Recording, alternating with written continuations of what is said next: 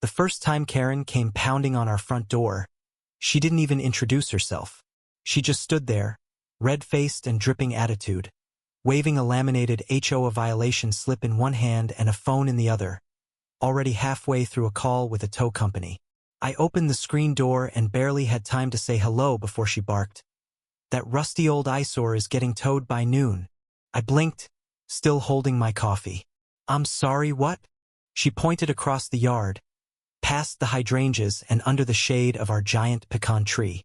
There it sat, me grandfather's 1972 Chevy C10.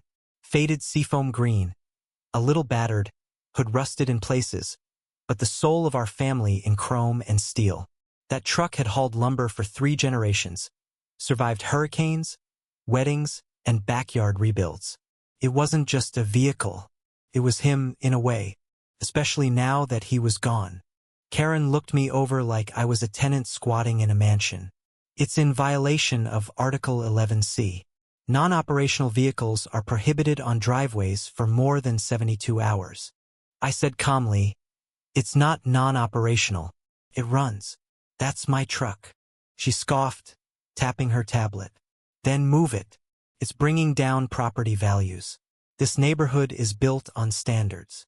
Her eyes narrowed. "And I am the standard." That's when I knew I was dealing with the full Karen package, power drunk, HOA anointed, and about 1 espresso away from a full meltdown. I told her I'd talk to my lawyer. She smirked like that was the funniest thing she'd heard all week. "Good. Maybe he can read you the bylaws in simpler words." She left tire marks in my driveway. That was day 1. By day 2, I had a second violation slip taped to my front door. This one had a photo-me-own photo, pulled from my Instagram from last winter, captioned, "Pop's truck still hanging in there." She'd stalked my account. By day 3, a tow truck was circling. But I didn't panic. I knew my rights. I also knew Karen didn't have the authority to unilaterally order a tow without a board vote and formal notice, not to mention the vehicle was tagged, insured, and street legal. But I let her play her hand. I waited, because I had a move she didn't see coming. I called my friend Dominica, former military mechanic, who now ran a local classic car restoration shop. He owed me a favor. That afternoon, we rigged the truck starter, rolled it into gear, and let it idle beautifully in the drive. Karen was watching from behind her hydrangea hedge like a hawk on Red Bull. She stormed over the moment the hood closed. "Tampering with evidence," she shouted. "You can't suddenly make it operational after the fact." I said, "You really don't know how trucks work, do you?" Then she did it. She spat the words I'll never forget. "Your grandpa's dead. That trash heap should have gone with him." My fist clenched around the wrench I was holding. But I didn't swing. I didn't yell. I just smiled. Because Karen had just crossed a line she couldn't uncross. That night I made some calls. Not to a lawyer. To everyone else. Dominic. My cousin Theo. A guy named Calvin who worked traffic logistics for the city. My uncle who happened to know a contractor at the Department of Urban Planning. And Lizamy Firecracker of a girlfriend who worked social media PR for small businesses. We were going to take her down the creative way. By Monday morning, the plan was rolling like thunder. Step 1. We hosted a neighborhood classic truck appreciation day. I called it Pop's Pickup Parade. People brought their old Fords, Chevys, and Dodges. We had music, barbecue, even a kids' raffle. The whole block turned into a celebration of chrome, rust, and legacy. Karen stood on her porch the entire time like a furious gargoyle, arms crossed, filming everything with her phone. Step 2. Dominic released a short documentary video, Saving Pop's Truck, featuring me restoring the C10 with voiceovers about legacy, family, and the soul of small-town America. Liza blasted it across the neighborhood's Facebook group. It blew up. Hundreds of shares. People commented with their own stories, photos of cars their parents passed down. Emotion was on our side now. But step 3, that was the knockout. Theo, who worked in GPS calibration for local municipal tech, helped me rig a small, legal GPS proximity alarm. Not to track Karen, just her car.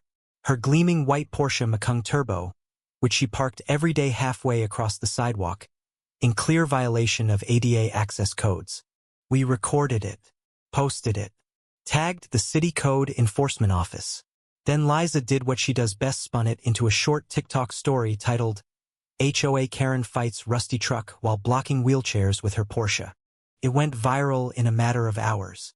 And the next morning, when Karen found a bright orange sticker from city code on her windshield, citing her for repeated ADA violations, she lost it. She screamed in the street, kicked over a trash bin, called the mayor's office demanding an emergency meeting. But no one answered. They were already watching the video. Then came the twist no one saw coming. I found a message slipped under my door. No return address. Just a folded sheet with a printout of an email from 2019. It was from Karen. To a developer. She'd been quietly lobbying to get our block rezoned. The truck wasn't her target, me house was. She'd wanted to demo it and sell the land to a contractor offering her a cash bonus under the table for community transition support.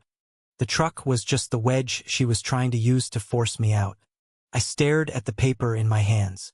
I had proof, but I didn't go public with it, not yet. I had one last move to play. The night of the next HOA board meeting, the room was packed. People were still whispering about Karen's viral meltdown. I waited until the end, then stood up with the printout. I read it aloud. The crowd went still. Even her allies, what few she had left, shifted in their seats. Karen tried to claim it was a fake, that it was taken out of context. So I showed the board the original metadata, tracked through her own publicly listed HOA email domain. Liza had verified every timestamp. Karen went white. Then she stood up, grabbed her bag, and stormed out of the room.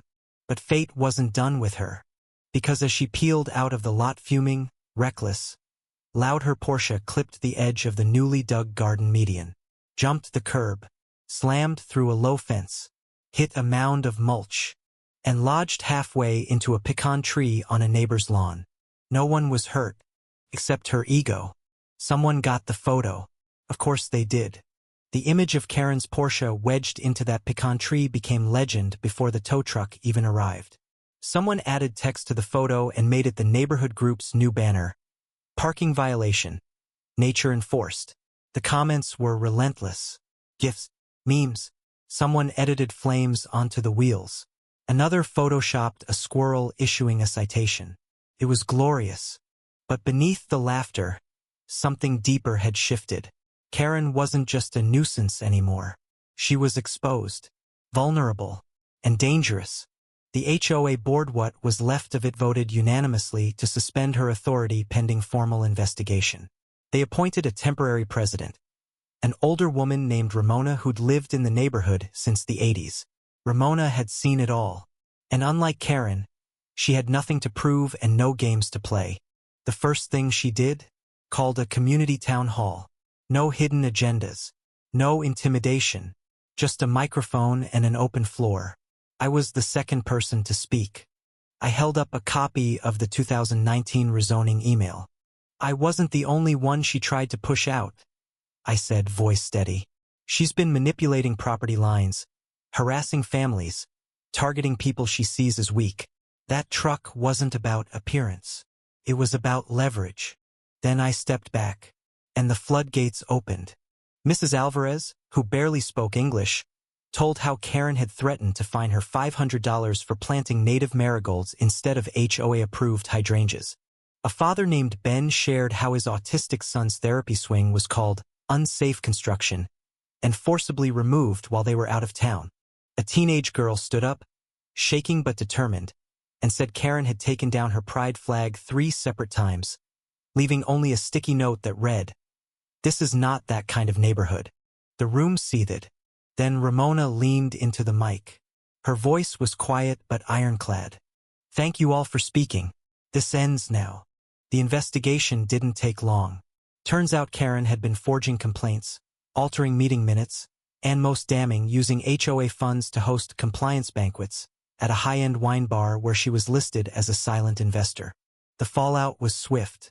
City compliance officers froze the HOA's accounts. A formal audit began. Karen was banned from any further HOA involvement.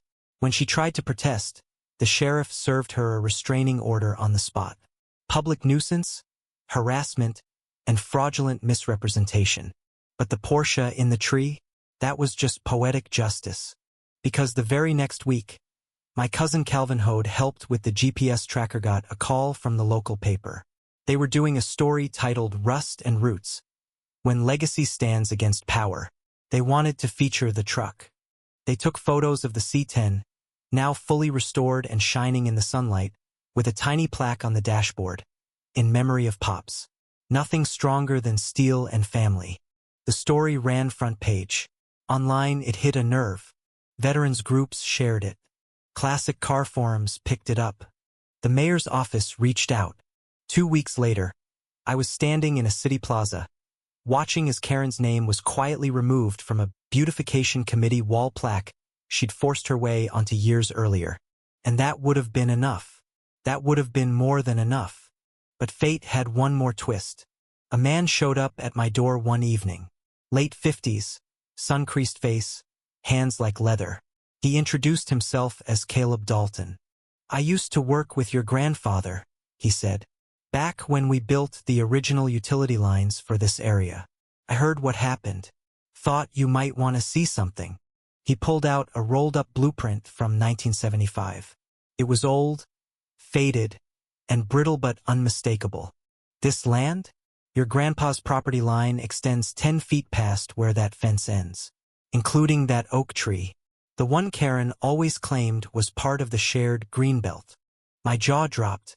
That tree, the one she decorated every Christmas and claimed HOA budget for, was ours. That changed everything. I brought the plans to Ramona. She brought in the city surveyor. And after 2 weeks of measurements and archival checks, it was official. Karen had been using our tree and 10 feet of my family's land for over a decade. The reimbursement calculation alone triggered a new investigation. Turns out she'd submitted over $6,000 in tree lighting reimbursement claims over the years. For decorations. For seasonal decor labor. For branch shaping. She even billed for drone photography one year. She had to pay it all back. And when she refused, the HOA sued her. That's when Karen vanished. No one saw her for days. Her house sat dark, her mailbox overflowing. A week later, a for sale sign appeared overnight. The property went on the market with an absurd price tag, clearly just trying to flee with a profit. But karma doesn't run on panic. Every interested buyer got wind of the local stories. The lawsuit, the tree, the Porsche in the pecan. No one wanted the drama.